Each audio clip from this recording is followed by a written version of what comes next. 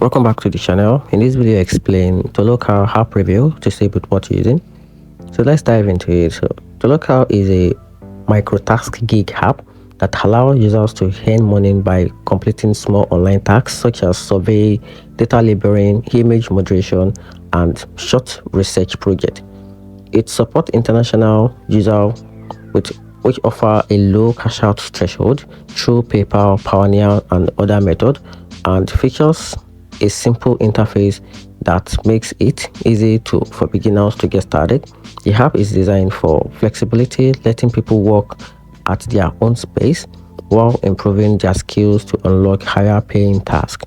However, Toloka is often criticized for its very low pay, with most tasks earning only cents and requiring significant time to accumulate meaningful income.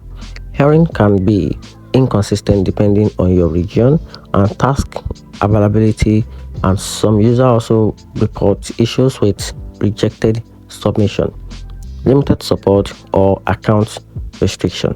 So in conclusion, the app still worth using if you want a side hustle for pocket money and don't mind repetitive tasks, but not ideal if you are seeking a stable or substantial income.